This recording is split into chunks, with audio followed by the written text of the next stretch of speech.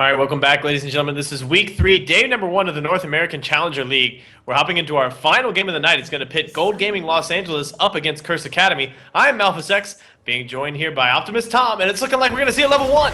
Yeah, Yazuki goes in with the counter-strike, gets the lockdown on Rhux, taking solo, flash from Corky, secures first blood right there. Action from the get-go in this one, Corky's gonna get ignited, he goes down, Bischu throws out the spear, flash forward from Jaximus, trying to get a kill on Yazuki, the flay goes up, Phosphorus Bomb secures kill for fabbbyyy right there, onto Yazuki. Looks like they're gonna get the bubble down onto Jaximus, but Bischu and Nydus gotta run away from that one. Otter splitting in the opposite direction from that, and already a 2-for-1 trade, this time in favor of CrsAcd. So CrsAcd go ahead 2-1. The first blood does go over to Corky. So we see he's actually going to start off in the jungle with a full Spirit Stone. That's the first blood coming out from here. We'll see what OneBadBrad's going to do with his assist gold as he heads back himself. So now he's standing on the platform. So everybody's going to start off with a little bit of extra gold in their pockets this time around. Nothing too bad about that one. I'm trying to look and see if anybody got significantly out ahead. There is a kill onto fabbbyyy and a kill onto Tsatsulow. So fabbyy's going to come back out. He's got Doran's Blade. He's got a couple potions in there. And he's got about another 270 gold in his pocket.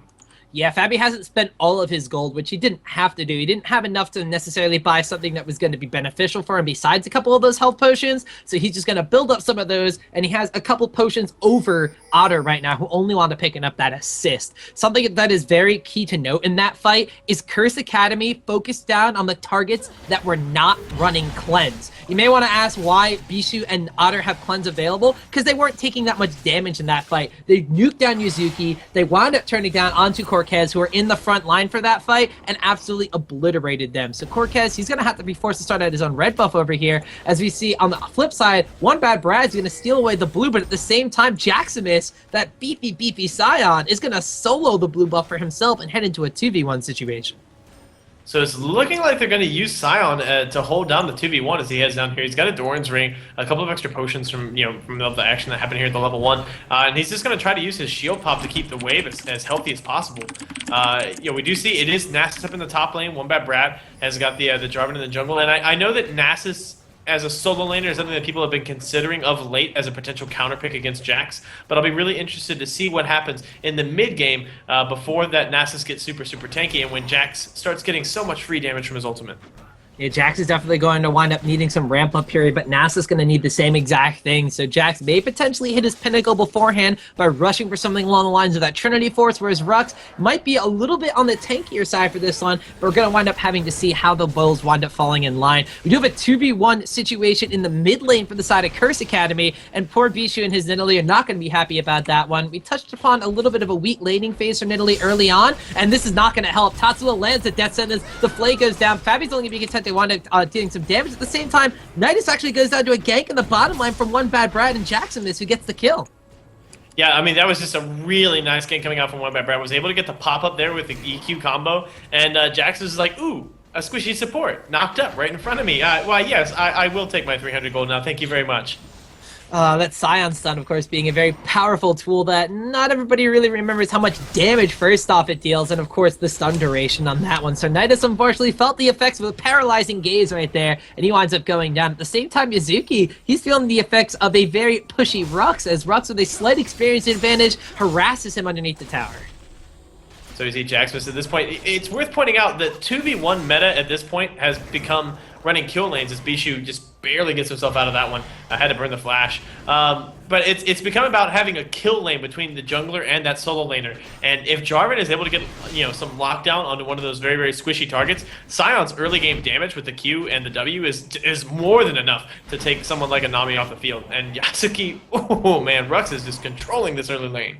Yeah, Rhux is controlling the top lane, where in bottom, Nydus had flashed in that level 1 engagement, so they know it's not yet available. Jaximus taking up, he's actually getting a stun down on Otter, as OneBadBrad was waiting there the whole time. Bubble misses, cleanse goes down to get rid of some of that ignite damage, but the red buff is still ticking through. One more Dragon Lance, so that's going to be it. He's going to wind up securing the kill right there for Curse's OneBadBrad, and that's another kill on this bottom lane of ggLA.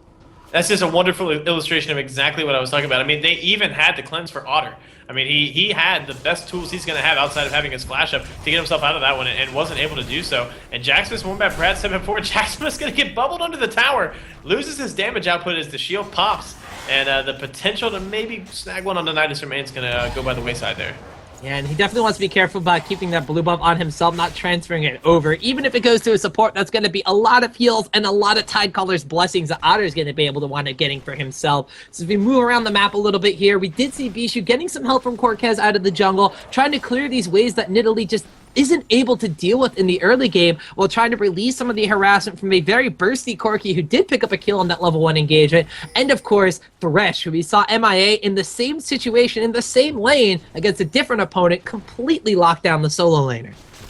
So you see Bischu right now is suffering a bit in this 2v1 as fabbbyyy and Tsatsulow have just been getting work done here. That death sentence isn't going to land. Tsatsulow is he's got that championship Thresh, trying to land those championship hooks, but thus far it's just all been about giving fabbbyyy as much free farm as possible. And because of the pressure from OneBadBrad and Jaximus, Otter is not keeping up right now. Yeah, Otter is just, unfortunately, the advantages of Caitlyn not really kicking into high gear just yet. We do see in the top lane, Yazuki and Rhux just kind of trading blows back and forth. Yazuki maybe getting a little bit of the best of Rhux in this situation. Rhux has already gone back and picked up a Kindle gem for himself, potentially going up towards that very early Spirit Visage for him. So, Rhux, yeah, it's right now. It's all about cooldown reduction, right? He just wants as many siphoning strikes, both to harass Yazuki and to obviously farm up that siphoning strike and get even bigger, because it's also his sustain, right? It's the lifesteal that comes out from his passive combined with that big chunk of damage. Yazuki's trying to set up the gank here for Corky, but just gonna back away from this one as Rhux is just getting too far away and is now level 6. Yeah, and at the same time in mid lane, Bischu's actually kind of been forced away as there's 4 members strong. Jaximus rotating up from bottom lane, just wailing away on this mid tower here for ggLA. Gets it down to about half HP already. Corky is going to have to swing around and release some pressure here. That, of course, is also going to signal, hey, it's almost blue buff time. We'll see where this one winds up going. Does OneBadBrad get it for himself? Do they give it over to Corky, who's almost level 6 for those missile spam? Or is it going to be going over to Sion once again to try to fend off this 2v1? Looks like they're not even going to go for it. They want to set their sights on the enemy red buff that they stole away, or at least had a timer on from this one. And we're going to see, is it going to wind up being a steal? Corky already starts this one. Tidecaller's Blessing gives him some extra damage. Support from his bottom lane, rotation around from the top side of Bischu. Looks like he's going to secure the buff for now, but they're going to move back into that mid lane as 3 strong from CrsAcd to continue to try to put pressure on this Nidalee. And Rhux has finally spent the entirety of his mana pool. So I kind of expect to see him go back, but it's a little bit of a shame because while he's been spamming pretty hard, Yazuki is the one who's been paying for it. I mean, he's just taking down incredibly low on this one. OneBadBrad wants a blue steal. We'll see if he can make it happen. Well, he is going to want to get in the smite down, even though Nydus got the bubble up from that one. Corky's going to throw the Dustbringer over the wall, but there's nobody there as OneBadBrad not only going to go over the wall, but also had Thresh there to get him out of the sticky situation. So that is going to be 1 buff stolen away at the beginning of the game and 1 buff stolen away here at the second rotation for CrsAcd. But in comes Corky in the top lane. Rhux maybe overstepping his bounds just a little bit. Fear goes up, puts him back into the fight. Corky and Yazuki have to get away, though, because CrsAcd comes up. There's the Demacia as the Cataclysm locks up Corky. Not going to be able to flash away from that one as he already spent it getting away from Thresh, and the kill goes over to Tsatsulow. And Rhux just baited that out so perfectly. Was able to get the ultimate down, didn't give anything back whatsoever. And CrsAcd, I mean, they're dominantly out ahead of this one. They've got 2,000 gold in their advantage, and they haven't taken a single team objective yet. Not a tower has fallen, not a dragon has been slain, and Jaximus is, he's holding his own down here against Otter. Yet let's not forget that with those towers still being up and the dragons being alive, and everything just being in pure kills for CrsAcd, but also the farm advantages. Yazuki and Rhux have been going back and forth in that top lane where Rhux with the Spirit Fire, like we said, being able to farm up even more than Jax for Yazuki. Sion doing better in the 1v2 lane than Nidalee having all that wave clear potential. 59 now compared to 38, and in that bottom lane matchup, or the duo lane matchup anyway, the AD carry of Corky so far has superior numbers over Caitlyn. So see Bischu in the mid lane. He's got the Tear of the Goddess stacking up. So he's just trying to get as much gold-efficient damage as he can pick up. The Archangel Staff is almost certainly the way to go for that one with the Nidalee. Also has the Doran's Ring in there just to help him out as he continues healing himself up, chucking out javelins at max range as far as he can. As I mean, getting denied that blue buff is certainly going to hurt, but things could be going a lot worse for the side of ggLA. The question is going to be what happens once those objectives do start falling. I mean, they did just pick up the tower up in the top lane. What is that going to mean for the rotations that are going to come out here from CrsAcd? Are they going to apply more pressure on the mid and bottom lane so that they can pick up a dragon? Are they going to be able to grab up more towers and then go with the oracles and sweep everything out and set up picks like that in the jungle? It's always how one play progresses into another that really sets these teams apart.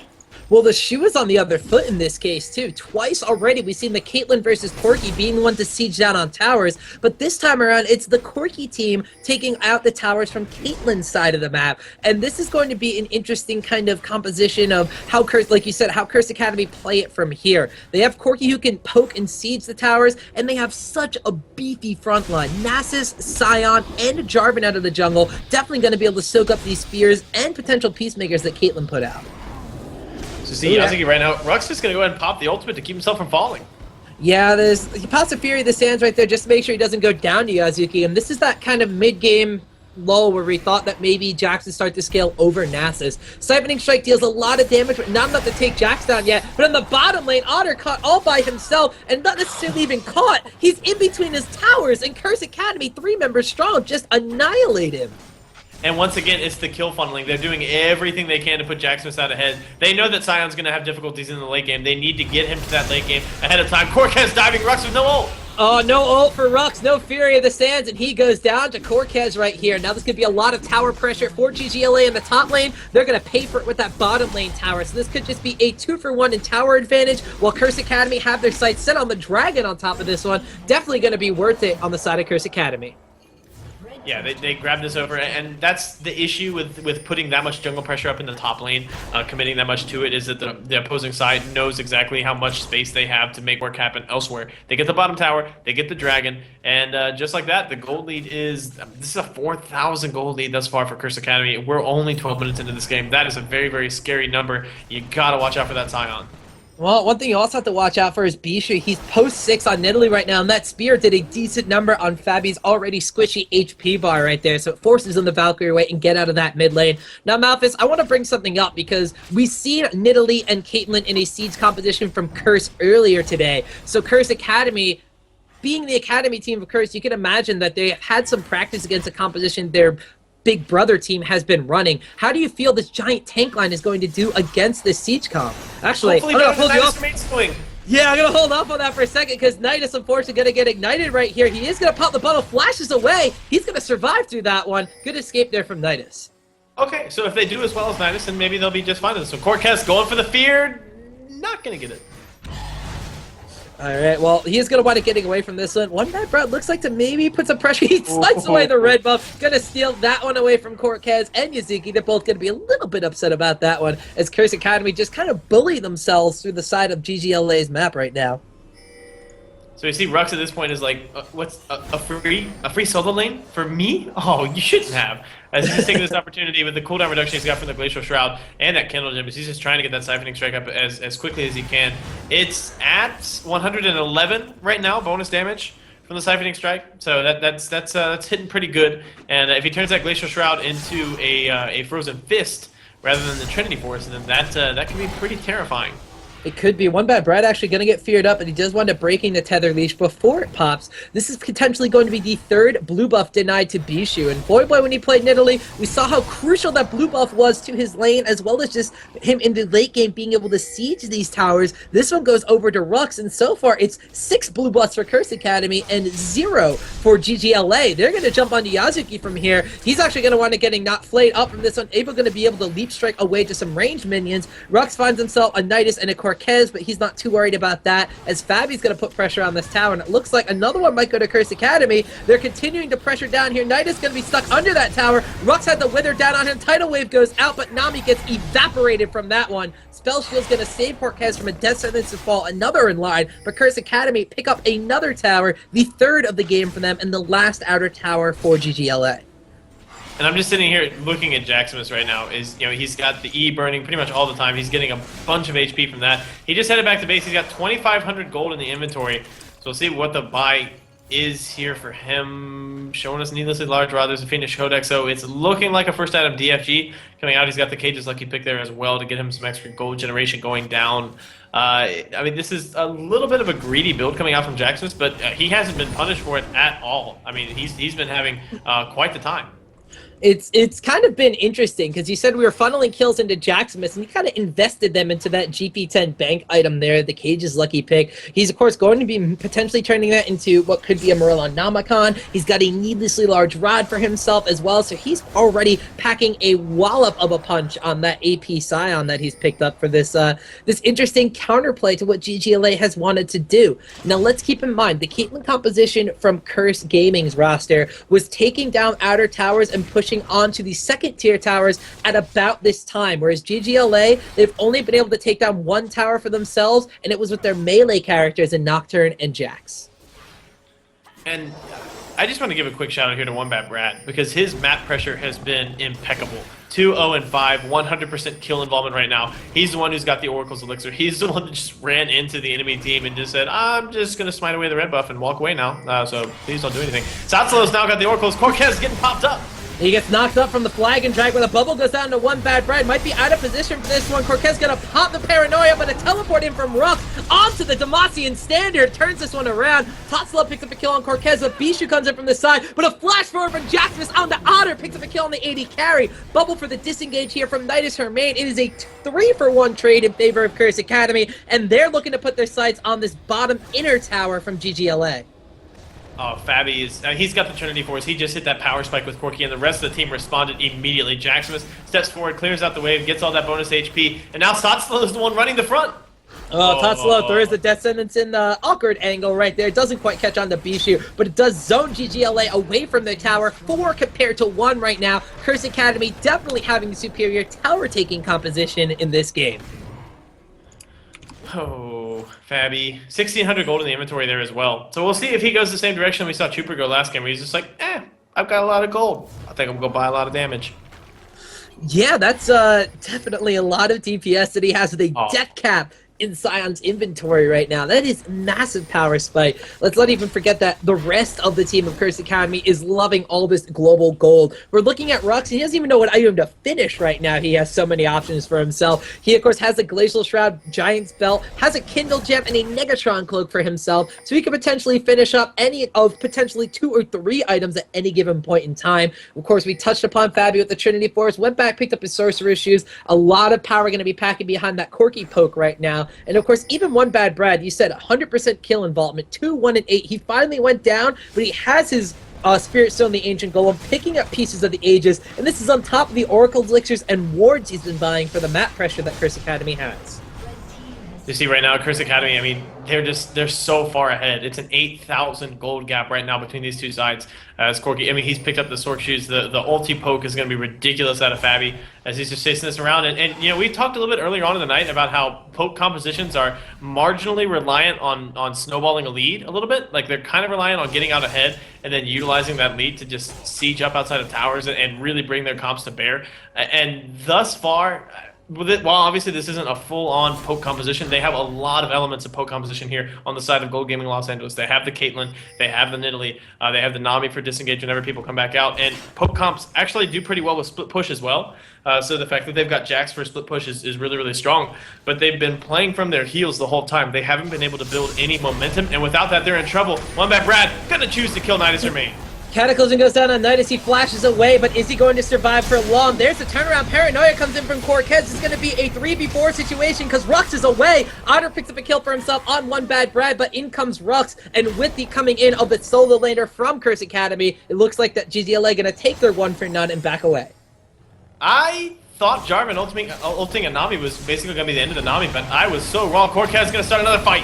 Ooh, bubble goes off, it catches Rhux, but not Tsatsulow, so the kill target is not going to go through, but in comes Jaximus, bursts down Nidalee out of nowhere. Fabbyy's going to seal the deal on Nydus. He is the catch of the day after all. Otter's going to try to flash away from Rhux and fabbbyyy. Yazuki in the top lane, gonna wind up going down to the red buff from Jaximus, not quite the burst damage from him as that ticks away, and well, it looks like CrsAcd realized that we forgot some of those kills in that fight, and they turn into 3 for none of them.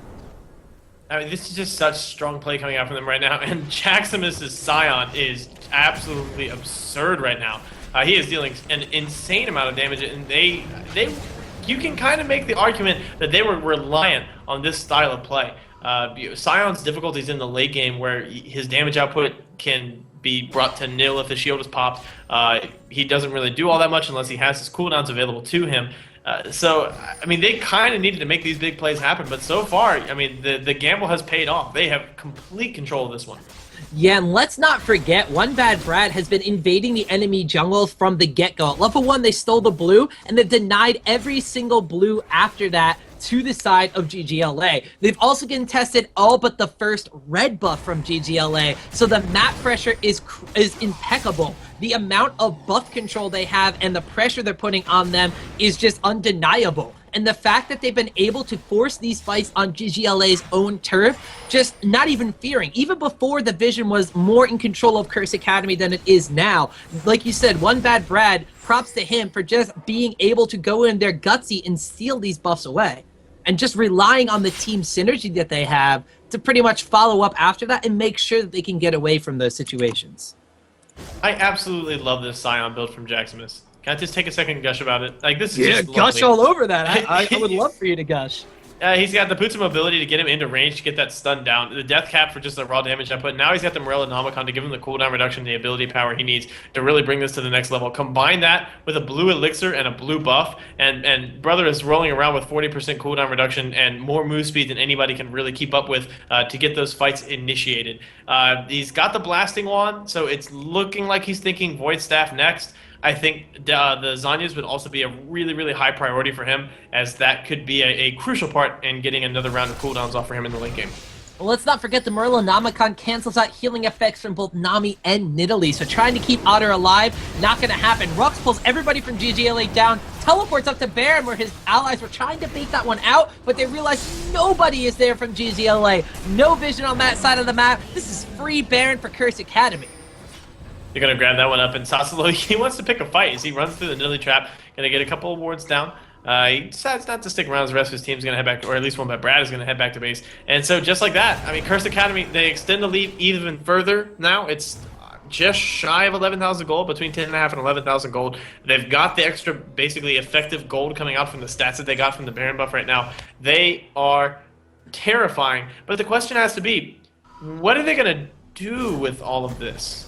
Like, they might just split push with Nasus, which would be fine. Corky's got good poke. They can't really initiate into Sion, Jarvan, Thresh, because the ultimate capability there from Thresh is great. There's a good amount of pick potential as well, which is kind of scary. But I mean, you look at like the raw initiation power they have, and it's not necessarily that great.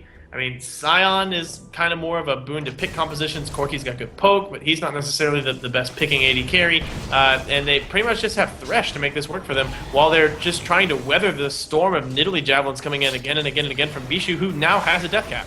Well, Bischu with his own death cap, he has his small spike of power as well, but they have a very tanky composition. Jaximus, look at how much HP bars is on his shield. It's basically a quarter of his own HP, which has been stacked up with Sion's E over the course of these 23 minutes. Jarvan, Sion, and Nasus in a front line can take those spears. They can take those peacemakers from this BT Caitlyn build. They are able to tank up this line and just let Corky slowly but surely Trinity Force proc down those towers. If they wind up getting a catch with Thresh, it looks like that they're just going to be a-okay to collapse on it. They are beating the poke composition in a different way. Way back in the heyday of poke comps of Season 2, you would see like a Morgana spell shielding herself, flashing in and ultimating, having hard engage to counter it out. They are literally sitting there saying, well, you can poke at us, but we're going to force you to go in with Nocturne and Jax before you can actually hurt us.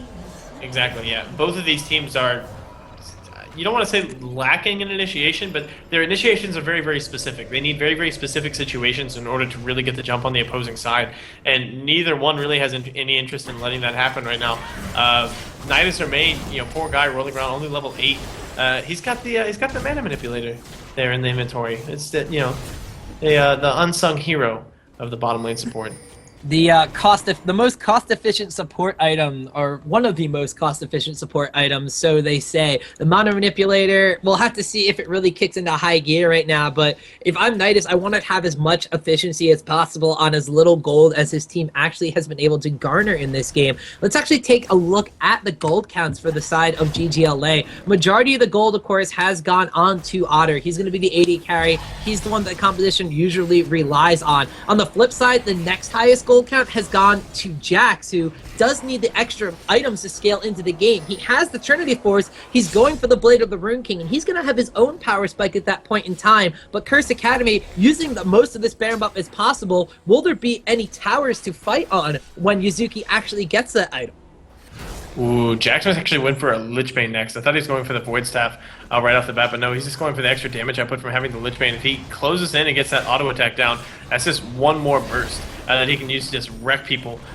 This is a pretty terrifying Sion build. The amount of move speed that he has from Boost of Mobility plus Lich Bane is just colossal.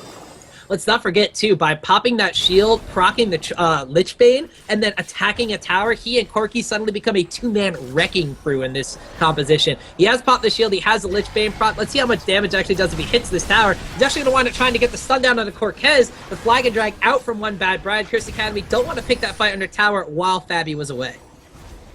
But just like that, it's all about rotating from one side to the other and getting fabbbyyy. Even one auto attack onto the tower is worth it. As long as it's got a Sheen proc, it's significant damage. Bischu gets hooked, immediately cleanses it off.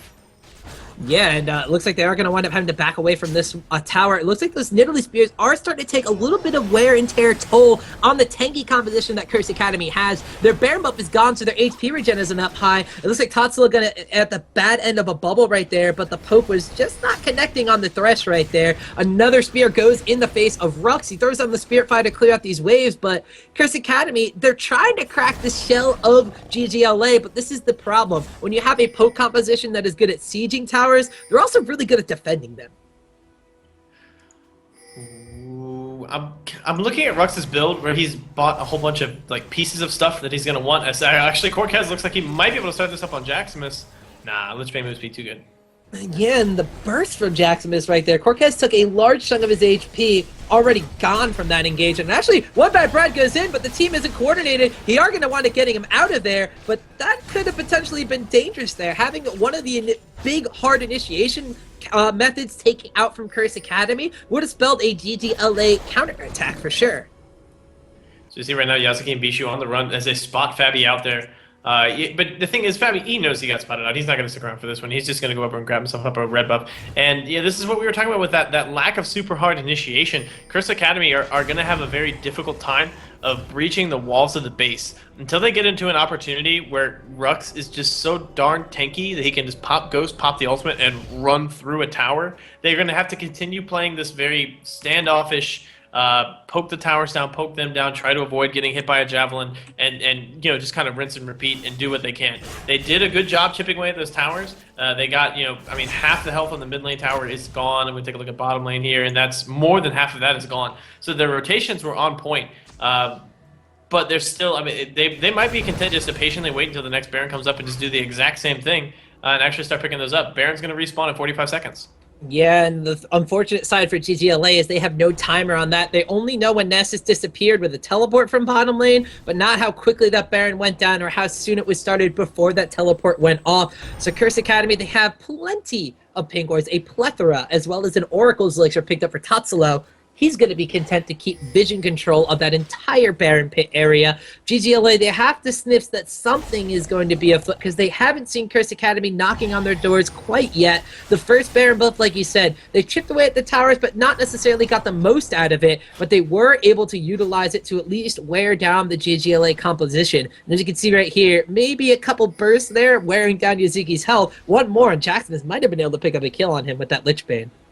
Yeah, Jaximus just came in, used the stun, popped the W, gave him the auto attack. I mean, he used the Sion full burst. It doesn't have a DFG. I thought he was going for the DFG very early on in the game, but no, he chose to go for the Morellonomicon instead with that Fiendish Codex. But he just like that, he burst him down, and Jaximus gonna try to take down the sister. Otter gets blown up. The Ignite not going to be enough to finish him off, but Baron buff comes in. How often do you see split push Sion? Well, in this game you do. Yazuki winds up jumping in, gets a counter strike down on both of them, but is he going to pay with his life? Has to flash away. Otter's recalling back in Tribrush at bottom lane, and now Nydus gets exploded on. Jaximus is dominating. Those stuns are devastating, and CrsAcd are pushing down into ggLA from the top and bottom sides. AP Sion is making a definitive statement right now that he is every bit as powerful as he was in Season 1 when he was just so very, very popular. Corky is going to reinitiate. Corky goes in and half his HP bar drops immediately. Jaximus gets feared up from that one, but there is the Cataclysm locking him in the death arena with 3 beefy melee characters. Jaximus finally gets shut down by Yazuki, but he pays for it with his life as Jarvan picks up a kill on that one. Shut down gold from a 7-kill spree on Sion will go over to the character they want it on, but Otter gets knocked up in the air. He gets chunked down. He just wound up coming back into this fight, and he gets taken out of it there. OneBadBrad picks up another kill for himself, and no Bischu Nidalee Spears are going to save ggLA from CrsAcd running through their base. Bischu did everything he could to try to get Otter back out of that one. He body blocked the rocket. He tried to get in there, but you just cannot stop a Jarvan, who's intent on picking up a kill onto the carry as they do lock that one down. OneBadBrad still taking up the tower as Rhux just goes to town on it. They have so much damage output right now that they're not going to be able to stop this down. The Destined Slam! But it does want to getting cleansed there from Bischu, but this is the last inhibitor for ggLA, and they can't defend it. It goes down. 3 waves of super minions at the 30.5-minute mark are going to be piling into their base. CrsAcd have Baron buff on the majority of their members still, but they are content to let the minions do their dirty work as they're going to completely clear the map before they decide to push on to ggLA again. Man, my mind has been blown. I did not think the AP Sion was going to be this effective. Now, you can make the argument that guy got 7 kills. Like, okay, he got put out ahead, but you know, he has the kit. He has the ability to actually abuse that. Like, if he gets that far out ahead, he can shut down a Jack split push just by outbursting him and then not letting him reinitiate, which is kind of what Yazuki needs to do. He's like, okay, all the burst is down. That sucks, but now what do? Do I just wait until you have your cooldowns back up and then I just die? No, I have to reinitiate. I have to continue fighting when you don't have those cooldowns available to you. And he was able to get in there and actually pick up that kill, but it took so much, and he got just destroyed while he was trying to get that done. And the thing is that Jaximus, you could very easily make the argument that he is no longer the scariest target on this side right now. As fabbbyyy has the Trinity Force, he's got the Last Whisper, he has the BF Sword in addition to the Vamp Scepter and the Negatron Cloak. He is slowly but steadily growing to a point of just being absolutely terrifying, even though he's not getting all these early kills. Yeah, and I mean, he's just been kind of the silent backline right now for CrsAcd. 2-0-7, he hasn't had the most kills, but he's been a part of, well, 9 of the 17, and he's slowly but surely been building himself up. Might not have the CS that Otter does, but I mean, when CrsAcd is continuously pushing on the enemy side of the base, keeping up in CS is going to be the least of your worries as you're continuously fighting and poking away at towers. The global gold, in his case, has built him up to a massive amount of items. And now we see here what could potentially be the final push of our week 3 day 1 as CrsAcd take it to the Nexus towers. Nydus gets stunned, Nydus gets exploded, Nexus towers go down, Corky valiantly charges in to try to defend, the Thresh box goes down and Corky goes with it. Yazuki gets blown up before he can even reach the summoner platform. Sion gets the Zanya's Hourglass for style points on there. OneBadBrad gets the Cataclysm and gets out after all that as fabbbyyy tanks up the Fountain Laser damage. Now Otter just has to sit there and watch as his Nexus goes down, and CrsAcd with a massively impressive 21-6 victory over ggLA. They tie him in the standings in the Ancient Golem Conference. It's 3-5 apiece for both of these guys. And just incredible.